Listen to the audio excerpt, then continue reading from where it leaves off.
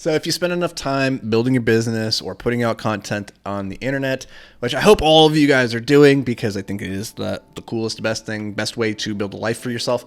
But if you do this, you need to be prepared for the inevitable trolls and haters, people who are going to come out of the woodworks and try and tear you down. It's inevitable. A lot of people are generally unhappy with their life and who they are, and seeing you try to crawl out of the bucket makes them feel the urge to reach up, try to drag you back down.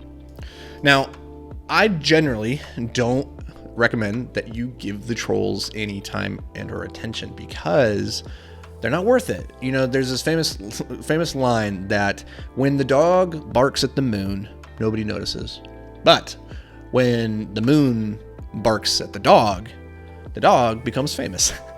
And it's the same with trolls. Like when you just ignore them because they're sad, they're lonely, they're trying to get attention, and they're lashing out, they're hurt, and this is their way of, you know, making meaning out of their suffering.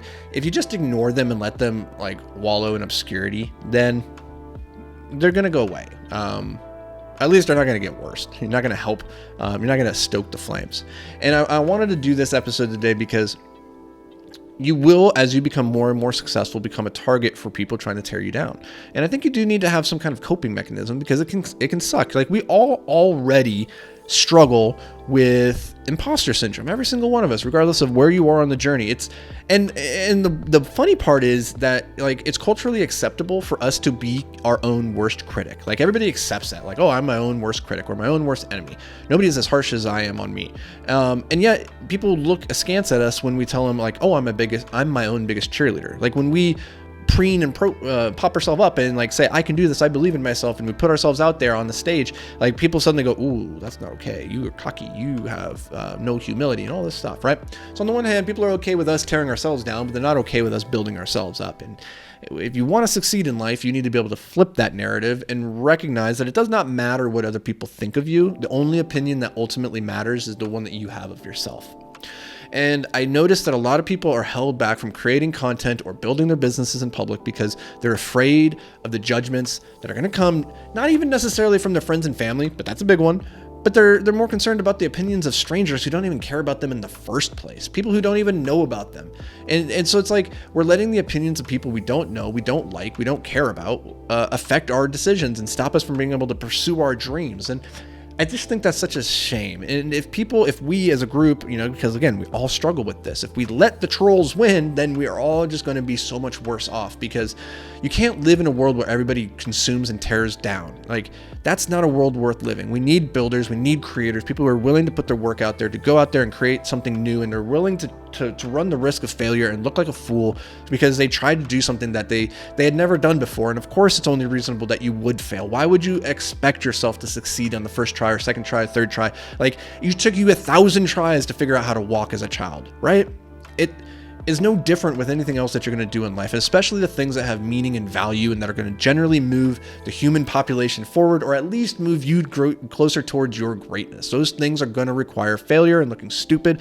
And if you're not okay with that, then you're never going to be able to achieve your dreams. And I want to do this episode today because something I've come to realize in life is that the people ahead of you on this journey, they're not thinking about you. They're not worried about you. They're not the ones that are trying to tear you down. They're probably thinking about the people ahead of them, or they're probably thinking about themselves, right?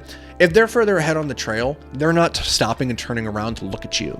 The only people who are trying to tear you down are the ones who are nipping at your heels. They are by definition the ones who are behind you, and you have the choice to ignore them, to not acknowledge them, and just keep moving forward on your path towards building whatever the thing is that you're going to build, because they can only stop you if you let them stop you.